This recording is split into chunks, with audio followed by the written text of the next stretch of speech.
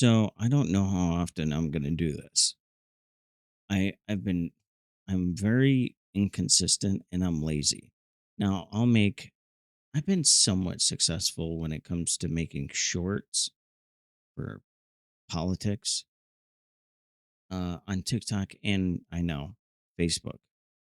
And it's just not good enough for me because I've always enjoyed just making videos. I like hearing myself talk apparently. And money, I don't care. I mean, it's obviously who's going to say no to money? But I'm saying I just enjoy informing people of things. Like the person I work with, I try to inform her about stuff and she just doesn't care. She literally does not care. So it's like all day at work, I'm trying to talk to somebody and I'm like a shark in water, that has to always talk.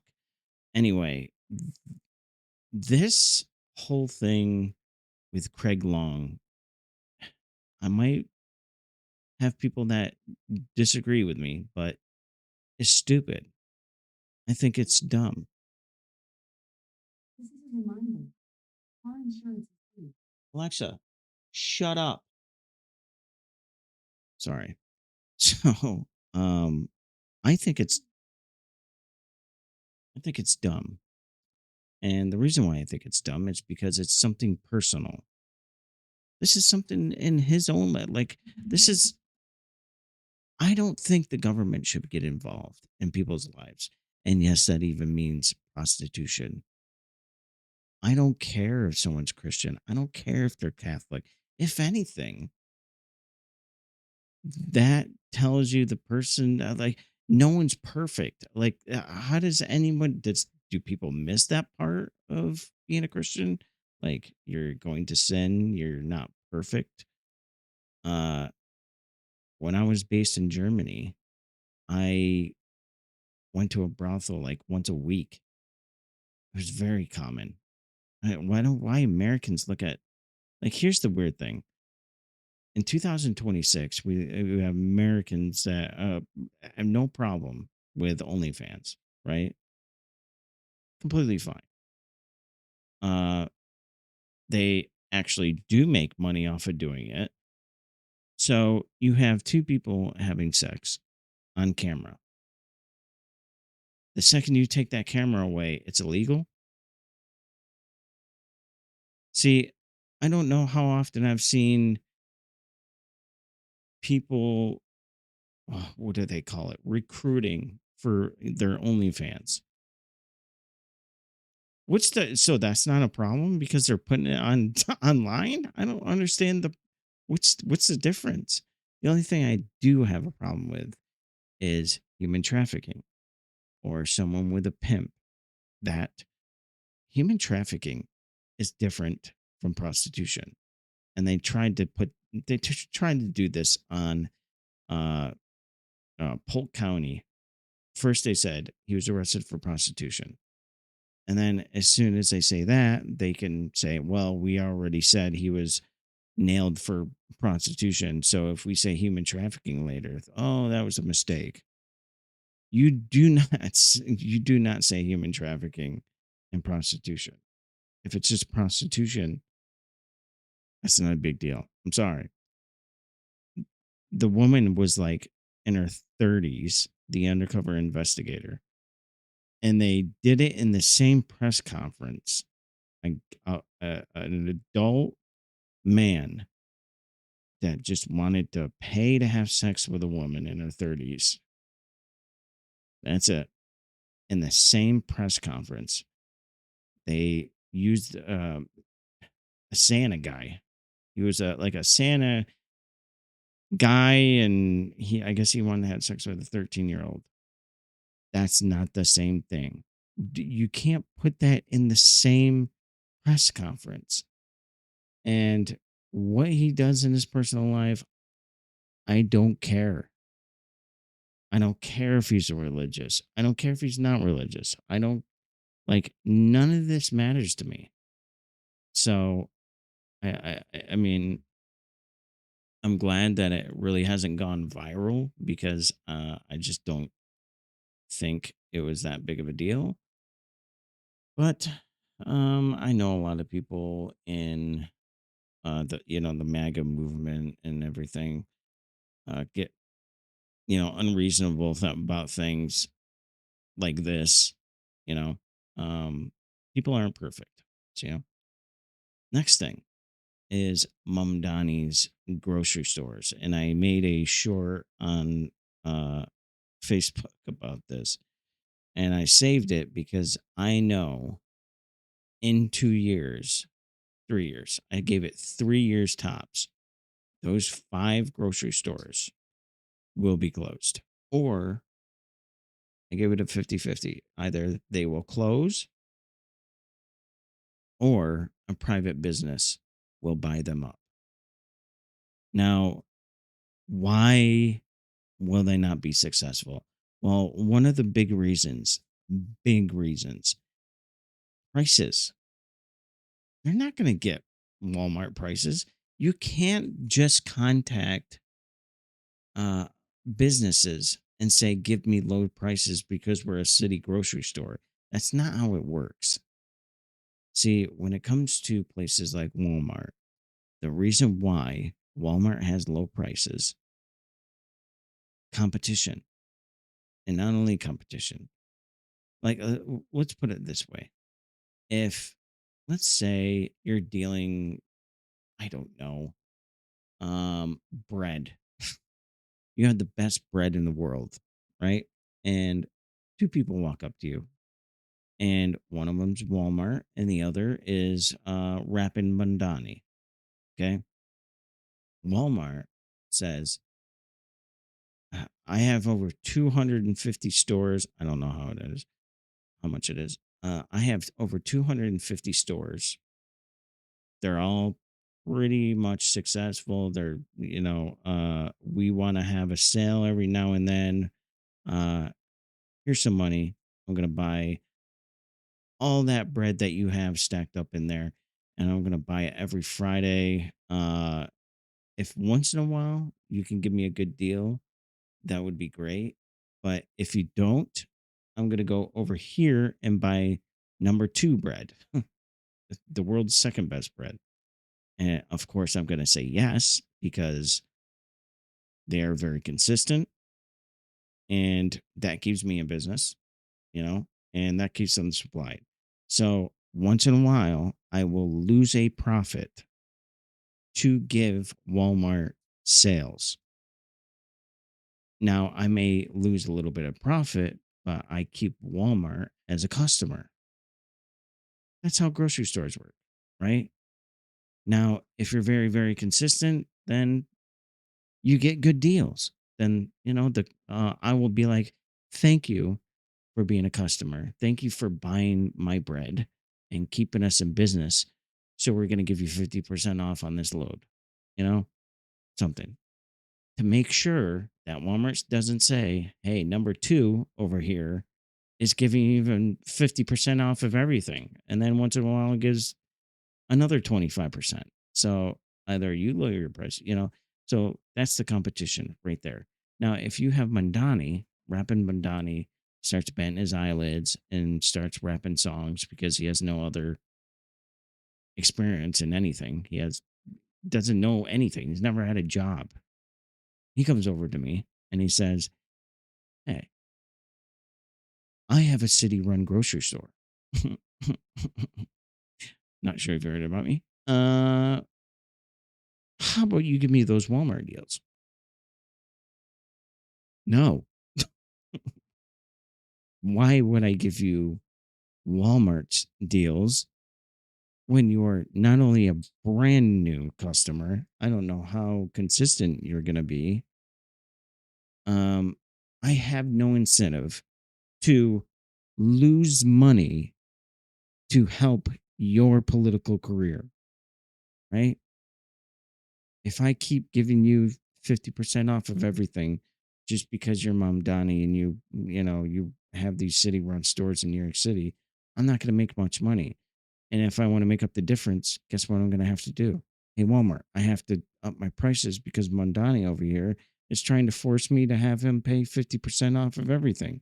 And then Walmart's going to say, hey, that's cheaper than what I buy it from. And I'm buying everything you have nearly. That's not fair. I'm going to go over here. So I'm going to go back and tell Mandani, you can fuck right off because I want to keep Walmart as a customer. They're not going to get the same prices. They're just not. Even if they compete, they start buying a shit ton of bread every single month. They start, it like it becomes wildly successful. It's 5 stores. 5. They don't care.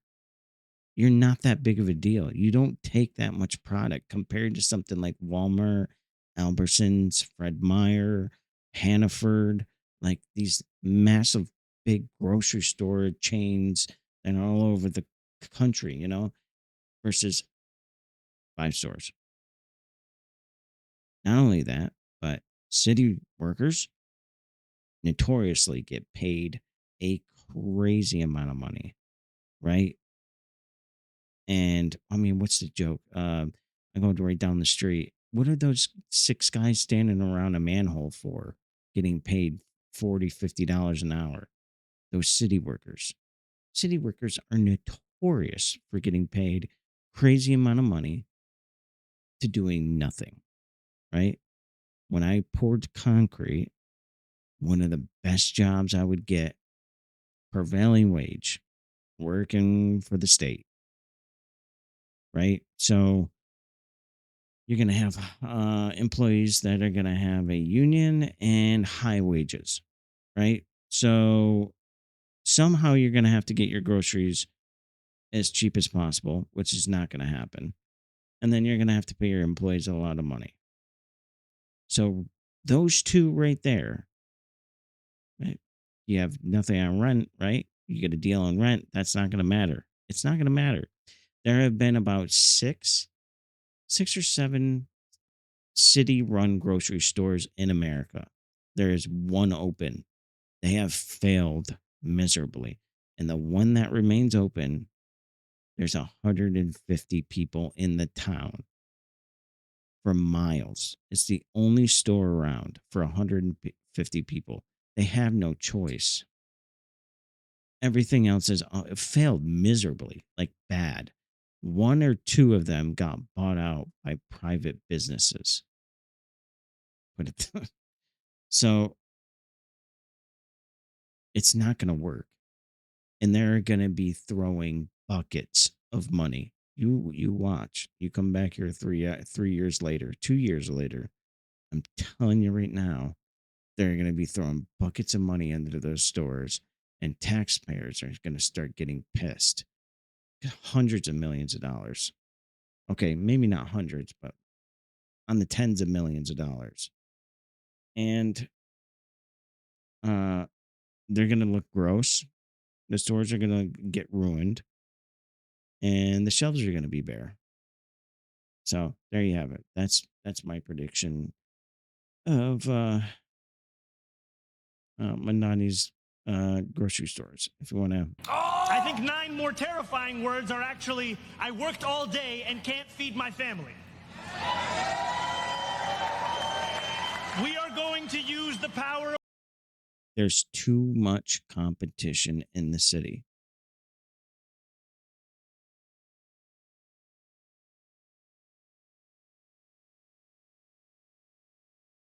Of government to lower prices and make it easier for New Yorkers to put food on the table. When government understands its purpose as serving the very working people that it has left behind time and again, it can make a difference in the most pressing struggles. And it's gonna make a difference, all right. Wait till you see how big this place is gonna be. What if the meat products coming off this truck in Hunts Point were bound for not the local supermarket, but a city-run grocery store? If the food is at low cost, it's going to be better on our pockets and our budgets. And that's the idea, according to if Mayor taxes Zoran go up. Mamdani. Today he Not going to work. It's not going to work. You see, it's going to be a success for the first couple months, maybe. It's going to look great first couple months. I'm telling you right now, it's not going to work. It's not. Unveiled the plans for a 20,000 square foot food What? store at the That's Peninsula, a ridiculous. redevelopment project on the site of a former juvenile detention. Yeah, 100%. You cannot keep those. No, you will not keep those shelves stocked. I'm telling you right now, you come back 2 years. I will admit I'm wrong if I'm wrong. Facility. Look at this place, a 20,000 square foot grocery store. This is going to put every business within several miles out of business because nobody. No, it won't. No, it won't. You have to. I mean, you have to have great prices. If you don't have the prices, people are not going to shop there. Now, at first, I'm telling you right now, at first, he's going to have good prices. Whoops, sorry. Um, but eventually, they're going to be hemorrhaging so much money that it's not gonna make any sense to stay open. Um, because that's exactly what every single city run grocery store has happened to in the United States. And I think it was like Kentucky and right around in that area. They tried so hard to get it done, and they were like ranting and raving about it. You see, everything that Mandani's been proposing, people have already tried to do. So people having these like aneurysms over his ideas. They've already tried it. They've never worked ever. Once. Sorry, one one grocery store with 150 people in that town. So I want to talk about the UFO files that are to be released after lawmaker tease holy crap moment. Um, yeah, it's something weird happening. I am reading John Mack's book, Passport into the Cosmos. This was in the 80s and the 90s. And John Mack was the man that was interviewing those kids at Zimbabwe Aerial School, the psychology Harvard professor. And he got really into it after interviewing these kids and seeing how legit they were. He said, These kids are not lying. I'm telling you, what something happened to these kids." And he started going through a ton of people, interviewing them, making sure that there's nothing mentally wrong with them. Some people that he actually started interviewing were somewhat had some notoriety, like people that have been on TV. One was from the Smithsonian, I believe. I'm not 100%, but professionals, and they didn't want to be they didn't want their names out. So they would tell John Mack, just don't tell anybody about this. Don't tell them my name. And they would have these. Here's the weird thing: Joe Rogan talked about a weird. I mean, he was super tripped out about this dream that he had, how it seemed so real, and these beings came, and um, some of the things he was saying, identical to some of the people that John Mack interviewed in the 80s and 90s.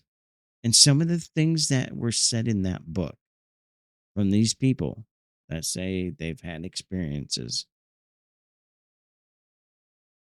One of them talked about there were several different kinds, and the ones with the big eyes and the grays, he had a name for them. He said they were, I guess the other aliens were talking about how they were like the troublemakers.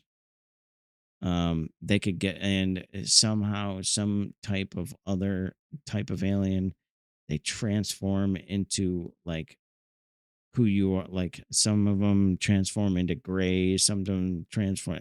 Dude, it's a wild book, but There was one thing that caught my ear was when one of the guys was talking about how the gray smelled like the smell coming off of it was like a what do they call that sulfur ammonia smell. And what else was, I know for a fact he said it had a sulfur and ammonia smell. It really stank, and he was slimy. Well, if you went to James Fox's documentary from Brazil, the three little girls that are now adults had an encounter with it's a wild story. All of them, all the people that saw this being, all could not stop talking about the smell that came off of this thing. And it was like a slimy type of skin, but they all talked about how it was a sulfur and ammonia smell. I don't know. And that is one thing I keep seeing in books that I keep reading from people that have encounters. I'll read something and then I'll start watching a documentary that of something today, like a book that I guarantee no one reads. And you see something like one lady talked about how it was almost like everything was vibrating every time they came around. Everything would vibrate, and that's one thing. Some people that had an encounter, they'll talk about how it felt like like my everything was vibrating. That was some of the kids from the aerial school children talked about how everything felt like it was vibrating, or like flashing lights. That was another thing in the book. They talked about lots of lights flashing. Like anyway, I don't want to get too into it as I already have, but Passport to the Cosmos by uh, John Mack, MD. Read it or listen to it. Have it on audiobook. Anyway, that's all I got for today. Hopefully, I'll do this more. I know people may not watch it, maybe one or two, but I want to keep it consistent, and that's on my end. So I'm sorry if I don't. I'm sure no one really likes to hear me ramble, but I feel better that I got it out there. I genuinely do, because I feel like I don't know why I always feel like I have to get it out there. Anyway, see.